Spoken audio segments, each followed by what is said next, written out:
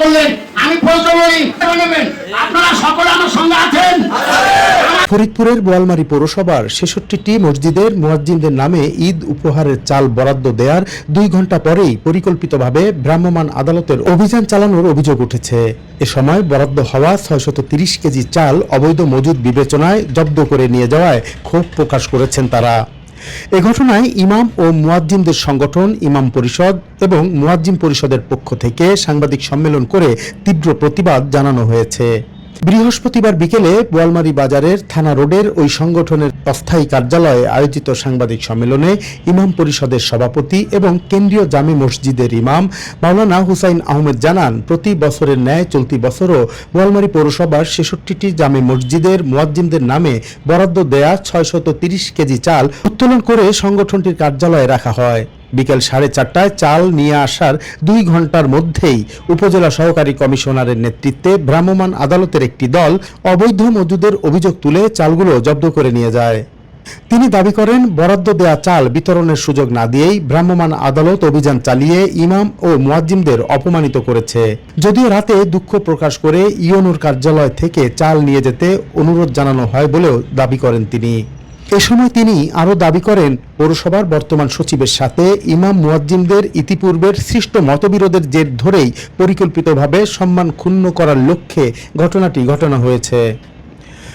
সাংবাদিক সম্মেলনে বক্তব্য দানকালে সংগঠনের উপদেষ্টা সাবেক কাউন্সিলর মোহাম্মদ সামাদ খান বলেন, দ্রুততম সময়ে ঘটনার পরিকল্পনাকারী বোয়ালমারী পৌরসভার সচিবকে অপসারণ এবং দোষীদের শাস্তি নিশ্চিত করা না হলে বৃহত্তর কর্মসূচি প্রদান করা হবে।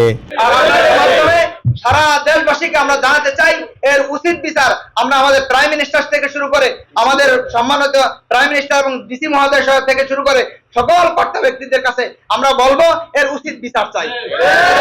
আমরা যদি অপরাধ করে থাকি আমাদেরও বিচার করবেন মাননীয় প্রধানমন্ত্রী, মাননীয় ডিসি মহোদয়, আপনি আমাদেরও বিচার করবেন।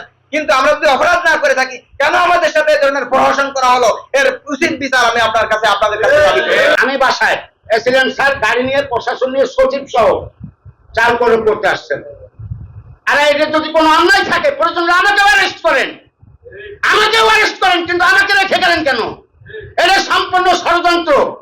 আমি আপনাদের কাছে বলছি, মিডিয়া ভাইদের কাছে এবং সাংবাদিক ভাইদের কাছে, এর উপযুক্ত বিচার চাই এবং মহোদয় এর সুন্দর ফয়সালা করে আমাদের যদি জবাব না দেন, ডিসি মহোদয় বোয়ালমারীতে আসছেন, আপনার কাছে আমাদের আকুল আবেদন, ইমাম পরিষদ এবং মুয়াজ্জিন পরিষদের পক্ষ থেকে দুদিন ঈদের আগে এর সুস্থ সমাধান আমাদেরকে করে দেবেন ইনশাআল্লাহ।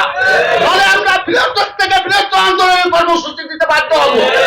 আর এ প্রসঙ্গে বোয়ালমারী উপজেলা নির্বাহী কর্মকর্তা এস.এম. রকিবুল হাসান জানান, এ ঘটনায় তদন্ত কমিটি গঠন করে কেউ দায়ী প্রমাণিত হলে আইন অনুযায়ী ব্যবস্থা নেওয়া হবে। সরকারের পক্ষ থেকে যে ভিজিএফ চাল আসে এটা আমরা প্রতি ঈদের আগেই মুয়াজ্জিনদেরকে আমরা দিই। তো এবারও আমরা দেওয়ার জন্য সব প্রস্তুতি রেখেছি এবং তাদের 63 জনের জন্য আমাদের 630 কেজি চালও প্রস্তুত আছে। তো তারপরেও এটার দেওয়া নিয়ে এই যে একটা ঘটনার উদ্ভব ঘটলো, এটা কেন হলো বা এর সাথে কে কে জড়িত আছে বা কারো কোনো অন্য অসৎ উদ্দেশ্য আছে কিনা সেগুলো আমরা তদন্ত করে দেখব এবং দোষীদের বিরুদ্ধে অবশ্যই ব্যবস্থা গ্রহণ করা হবে।